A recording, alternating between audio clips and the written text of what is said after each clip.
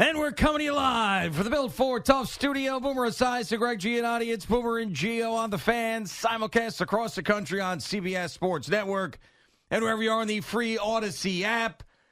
Good Friday morning. A feel-good summer Friday. We're going to try to have a feel-good summer Friday today. I guarantee it. We will get there at some point. But I think we are going to have to talk about this mess last night to open up the show. Jerry in for Boomer again today. Good morning, Jerry. How are you? Don't let the bastards get you down, G. Well, it's a summer Friday. I know, and there's so few summer Fridays, and that's what I was doing driving in. I was thinking about it and saying, man, you know, they're dwindling. We only have a couple more summer Fridays left, and here we are having to talk about this slop again as I'm watching the Mets lose to the Atlanta Braves and Ozzie Albies having this unbelievable night and another bullpen situation and another you can't score a run to tie the game late, new ways to lose every single night. And then I started thinking, like, we have this recency bias situation where it feels like this is the biggest thing. This is the worst thing. This is the biggest thing. I'm not going to say that if the Mets missed the playoffs this year, it would be the most disappointing season that I've experienced as a Mets fan relative to expectations, but it is at least a top three. I think that 2007, coming off the NLCS, everybody was young. David Wright, Jose Reyes, it was just like one of those deals, and obviously the collapse happens. That was a really bad one. I think maybe, 2016 off of the World Series, even though they made it back to the playoffs, losing the wild card one-game playoff. That one game, yep. That felt like a pretty disappointing season. Even it was tough because the circumstances were completely different after what happened in September in 2001. But that 2001 season, after NLCS, World Series, they come out and they have a really, really tough start to the season. They start to get hot, but then the Braves just smack them around and Brian Jordan. So I'm thinking about all these things.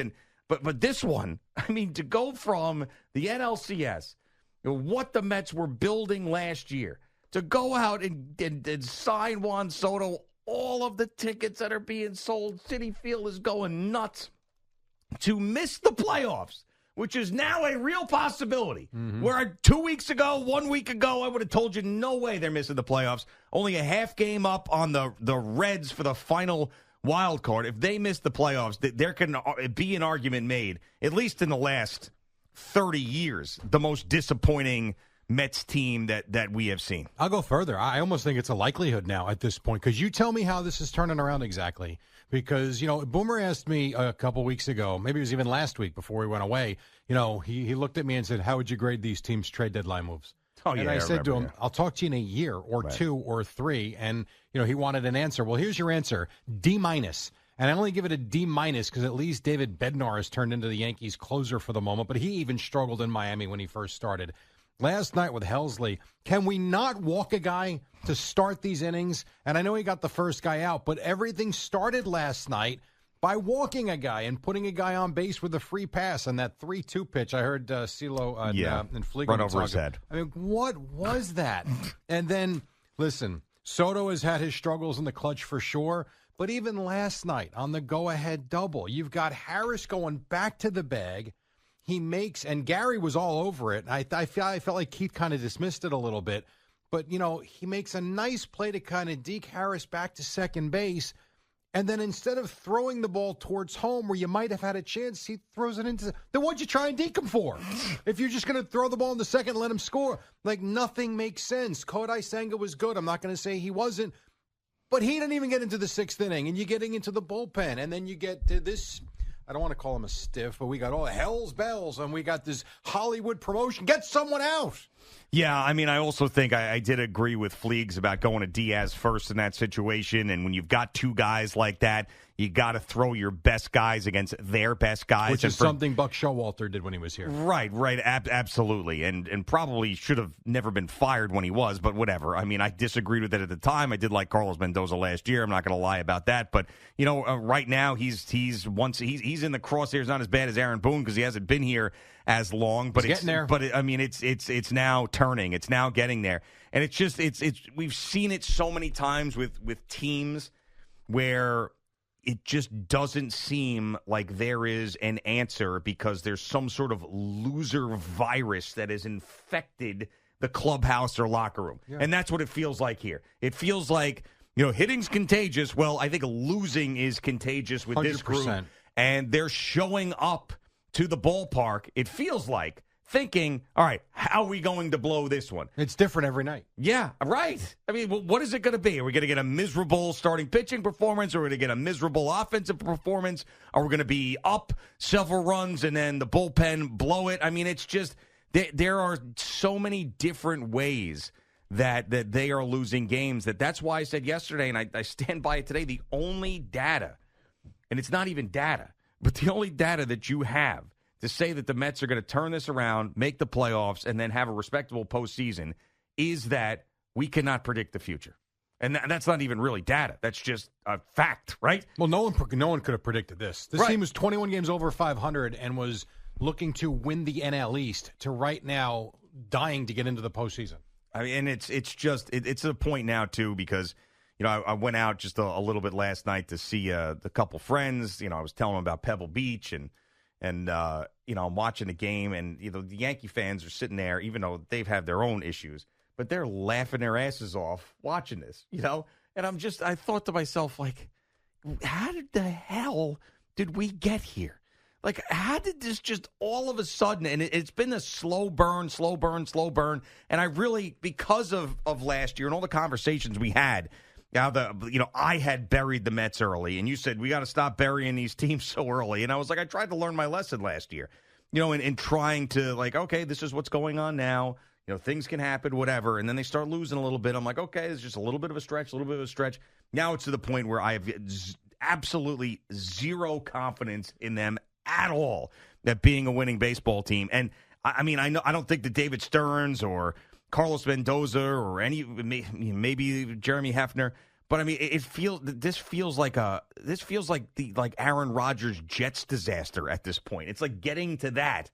Now, I understand there's no injury, but the Juan Soto first season here thing is turning into a nightmare. It's turning into nothing. That's what it's turning into. Now, if you want to be, you want to go glass half full, I'll say what I said yesterday, and God, they should have won last night. You would have won the series, and you'd feel a little bit better going into this weekend, but they didn't. The only thing I can come up with is they're not alone in these struggles. Now, this has been long. This has been a couple of months now, for the most part, of just crap baseball. But really, the last 2.5 weeks, to me, has been the worst of it when you look at 2-13 and 15. That's worse than the Rockies' pace earlier in the season, or at least Rocky-like. That's how bad it's been. But I will come back to the Cleveland Guardians couldn't get out of their own way for a couple of weeks and look like the worst team baseball's ever seen. They have since rebounded. The Dodgers right now have gone through it. We'll see if they rebound. I expect that they will. The Cubs have had their issues. The Yankees have had their issues. It's up and down baseball. The Brewers were not great to start. They have run away with their division at this point and look great. The Tigers look like world beaters. They have not played well of late. So it is, to me, widely across Major League Baseball, and there is time to figure this out. The problem I'm having with that, and I've been very optimistic with the Mets the last couple of years. The problem I'm having with it is I don't see how it changes, because when they hit, they don't pitch. When they pitch, they don't hit. And that, to me, is the mark of a bad team. I don't think they're a bad team. I really don't. But the proof is what the stats and the records show. Like, Francisco Lindor is finally starting to hit again.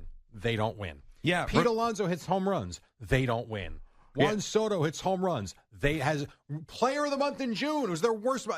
It doesn't make sense. Yeah, remember they stat every time that Francisco Lindor hit a home run in a game, the Mets would win. Not last night. Yeah, nope, didn't happen. And Evan put this out yesterday. I don't know if you saw it. No. The Mets record since April 30th. I don't know, because I went over the record since June 21st, and it was atrocious. Well, now we're going all the way back to April 30th. Okay. I mean, they're 5 games under 500, 43 and 48 since April 30th. Yeah. I mean, that's May, June, July, and more than half of August. It's terrible baseball. And what sucks about that is the way they finished last year, the excitement of the postseason, and then they started out well in April. Yeah. And it looked like this team was going to be a force, and they have been a farce. Yeah, and I've forced to farce. Forced to farce. Yeah.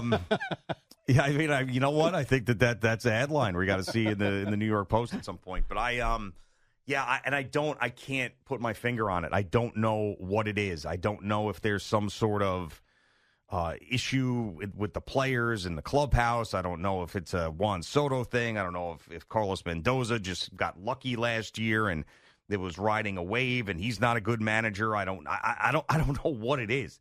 I mean, because if you look at the roster and you look at some of the production, they should be a hell of a lot better than this. I think what it really comes down to is the fact that you had, massive underachieving from every single aspect of the team at different times. Sure. And it just has compounded itself. You have very little of all three, meaning offense, starting pitching, bullpen. I mean, defense too, to a certain degree. If you want to talk fundamental stuff, which has been sloppy. Yep. But it's been very rare that all three of those things are working for an extended period of time. Whereas mostly it's like, all right, if this is okay, then that sucks. If these two things suck, then one thing's okay. It's been off. It's been off balance for months and months and months. And if they really miss the postseason and are on the outside looking in, that is as bad of a season, because there's so many other factors too. Like you think back, like some of these other teams, like Frank Cashin being the GM and making silly decisions, or the Wilpons owning the team and being cheap during the Madoff era. This stuff wasn't supposed to happen anymore. This wasn't supposed to happen. I mean, the beginning of the year, the talk of the town, stealing a player from the Yankees, all of it, and then the best owner and the boy wonder genius GM. All of these things, to be sitting here right now watching this team completely melt down is totally unfathomable. If spending money was the end-all, be-all, the Dodgers would have won the World Series the last 7 straight years. Yeah. And they wound up winning 2. 1 people don't even count because it was in the pandemic year. Fair enough. But the guys got to go out and do it. You can pay anybody you want. If you don't spend it right, I shouldn't even say spend it right. If you don't put the proper collection of players together, top to bottom, it doesn't matter. We saw the Texas Rangers for years spend a boatload of money and be a 500 team or worse. The Orioles always spent a lot of money, and for a lot of years, we're nothing. Like it's gotta fit. Now the Yankees were always very good, but it hasn't translated in the postseason for them in terms of World Series wins since 2009. They for what they spend and the players they have, the playoffs should not be a guessing game right now for this team. I'm not saying that they should be in the World Series. I'm not saying that they should have gone farther than last year by winning the NLCS and advancing and winning the pennant. None of that. But the playoffs, come on, man. With the expanded postseason and 3 wild cards, they're not good enough to be one of the top 6 teams in the National League. Yeah, and this is why these seasons, and I'm sure I reference it because it's one of my foundational points as a sports fan. But this is why when your team isn't expected to do anything at the beginning of the year, it's one of the great things when they go on a run. And I said it yesterday, expectation is the thief of joy. If this team wasn't expected to do anything and they're fighting for a playoff spot, you're like, okay, this is great, But no. Then once you get to that level and you are expected to be back in the NLCS or in the World Series, and this happens to you, now all of a sudden they're playing completely tight. It's the same thing with the Juan Soto and the big contract thing, even though he's had an okay year. I mean, I think that the Mets, with all the expectations that they have on them, and now they're watching it all slip away, and it's getting later and later in the season, I think they're at this point are probably thinking, we can't do this. Even his at-bat in the 8th inning last night. The one thing about Juan Soto is he doesn't chase bad pitches, right? Well, the command of the strike that's zone. what we always hear, yeah. But, he has chased a lot of bad pitches this year, even last night. I mean, he swings and misses, and trust me, I know how difficult it is. I know the ball's coming in and sweeping away from him at 95 miles an hour. I get it, but these are also the best of the best. And when you make, and I'm sorry, the money matters. When you make the money you make, it does come into play. And instead of trying to go at that pitch down and away, that borderline strike, I don't know if it would have been called or not, instead of trying to go with the pitch to left field, he's trying to yank that thing out to right field and misses it by a mile. Those are things he didn't do last year. And CBS Sports Network has the numbers up, 252, 29, 69. That's okay. It's okay. Yeah. It's not, for him, it ain't great. I mean, for other people, it might be great. For what he's being paid and the expectations put on him, Not good enough. Well, I mean, and the biggest thing is I'll take that if the Mets are 5-6 games up in the division. But they're not. But if you're, if that's what his production is and the Mets are winning, and that's the stuff we were saying when he was struggling at the beginning of the year. It was like, oh, the Mets are winning and Soto hasn't figured it out yet. So, but the problem is when you're sort of flat for the type of player that you are, and this team now is just slipping and slipping and slipping, you're going to hear it, and you have all these like special things that are going on. You got the Shea Stadium Beatles thing that's happening, and these places sold out, and it's just like this complete sour taste in your mouth. I mean, just they showed at the very end of the game, a young kid, probably 12 years old. He had his rally hat on, and you had the final out, and they show him there, and I'm just like, I'm looking at that kid thinking of me all those years ago, hoping that I got out. I was trying to tell him, just stop, man. Do something else. Get into pickleball or something. Yeah. Stop. This is just you're going to be tortured like this for the rest of your life. It sucks. It absolutely sucks. And, again, they've got time to fix it, but it's got to come from within at this point. Yeah, even like, Soto, he has the stolen base. He did some good things last night. Not enough. He's had home runs, but a lot of solo home runs. Not enough. And that seems to be like, that's what this team is this year. They just don't do enough, specifically over the last 3 months. And I really did believe that Carlos Mendoza had a good feel for this locker room. And people kill Aaron Boone for his post-game press conferences. Why is what Carlos Mendoza says any different than Aaron Boone? It's not. It's just that it hasn't been. It's only year 2. It's not even 2 full years, but it's the same stuff. Exactly. And my point is they all do the same thing, and we kill one guy. Well, Carlos, get ready, because if you keep telling us it's on us and we got to figure it out, I mean, you might as well just bring a tape recorder and hit play after all these horrible losses, because it's the same messaging and nothing seems to change. Yeah, I would really just love to know, like, the vibe in that clubhouse when the cameras aren't around and the beat writers aren't around, and like, what is it? What is the infection that has gone on with this group? I don't know. I mean, I know the starting pitching has been a disaster, and that's just performance-based stuff, but it should never have gotten to this point. And if you're a new guy, like you're Ryan, you're Helsley, like he's only been here a short time. I mean, you got to walk into that locker room like, my bad. Like, what do you? Yeah, it's got to be such an awful feeling. It's one thing if like Francisco Lindor makes an error that really hurts them. Like in Milwaukee, he made the error in the one game, and maybe you lose that game, and you're into the guys say, "My bad, I'll get you back tomorrow." All right, well, he's got some equity. These new guys, you come in, you got a lead. You're here to do one job. Go get 3 outs. We're not asking you to go 8 innings. Get 3 outs, and you can't do that. Yeah. Yep. Nope. You cannot. And the Braves stink, I by know. the way. They're a bad baseball team. No kidding.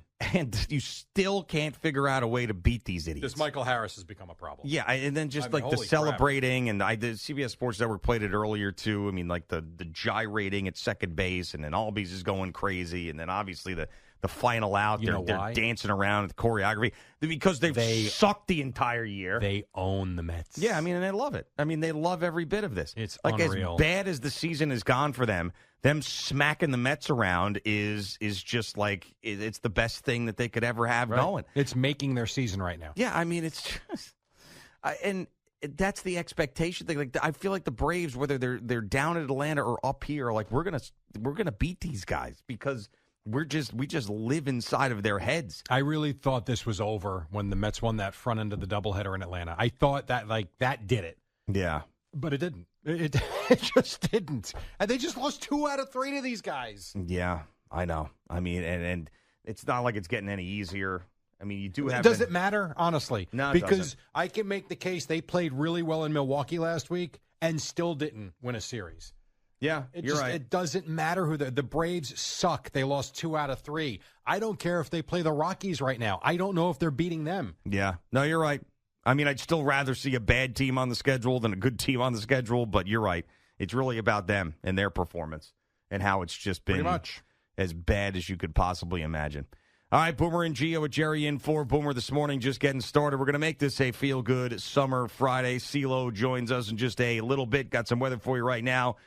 Brought to you by Ray Katina. Experience the power of 3. Visit bensfam.com. Partly cloudy skies with a high of 86. It's 76 degrees right now in the city.